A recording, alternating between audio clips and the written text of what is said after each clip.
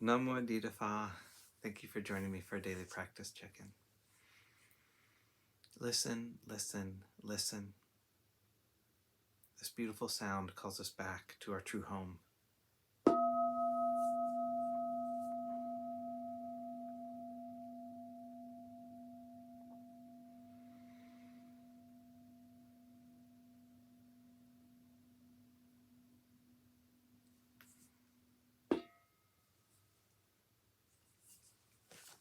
The fourth mindfulness training.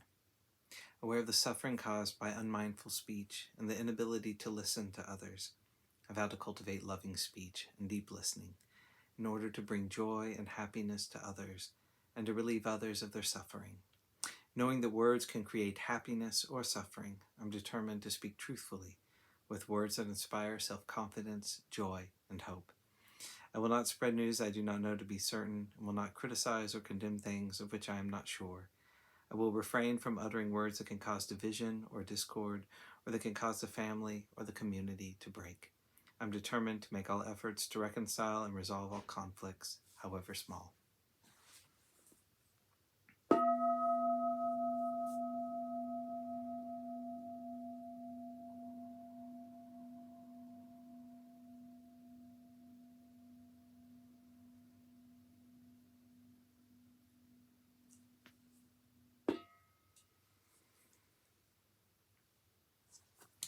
For our Dharma lessons, we're reading Ajahn Chah's book, Everything is Teaching Us, and we're continuing in a talk called Even One Word is Enough.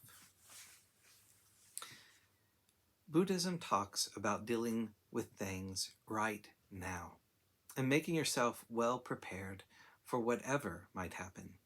Whatever might happen in the world, we don't have to be too concerned. We just practice to develop wisdom in the present and do what we need to do now, not tomorrow.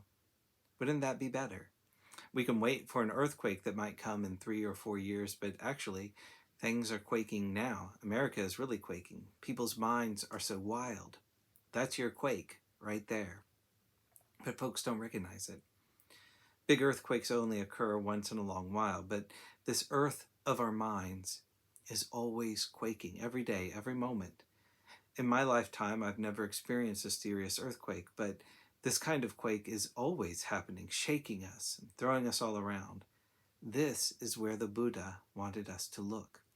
But maybe that's not what people want to hear. Things happen due to causes.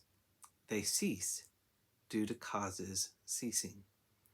We don't need to be worrying about astrological predictions. We can just know what is occurring now. Everyone likes to ask these questions, though. In Thailand, the officials come to me and say, the whole country will be communist. What will we do if that happens? We were born. What do we do about that? After I reply like this, they don't have anything to say. It stops them.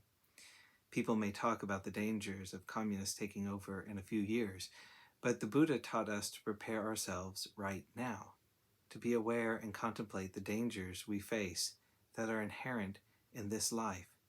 This is the big issue. Don't be heedless. Relying on astrology to tell you what will happen in a couple of years from now doesn't get to the point. Relying on Buddhology, you don't have to chew over the past. You don't worry about the future, but you look in the present. Causes are arising in the present, so observe them in the present. People who say those things are only teaching others to suffer, but if someone talks the way I do, people will say they're crazy. In the past, there was always movement, but it was only a little bit at a time, so it wasn't noticeable. For example, Sumedho, when you were first born, were you this size? This is the result of movement and change. Is change good? Of course it is. If there were no movement or change, you would never have grown up. We don't need to fear natural transformation. If you contemplate Dharma, I don't know what else you would need to think about. If someone predicts what will happen in a few years, we can't just wait to see what happens before we do anything. We can't live like that. Whatever we need to do, we have to do it now, without waiting for anything in particular to happen. These days, the populace is in constant motion. The 4 elements are in motion. Earth, water, fire, and air are moving. But people don't recognize that the earth is moving. They only look at the external earth and don't see any movement. In the future, in this world, if people are married and stay together more than a year or two, others will think there's something wrong with them. A few months will be the standard. Things are in constant motion like this. It's the minds of people that are moving. You don't need to look to astrology. Look to Buddhology, and you can understand this.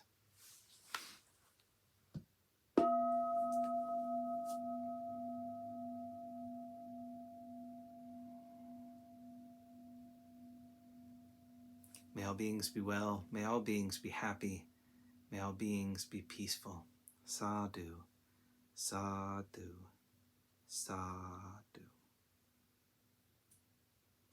Thanks for joining me today.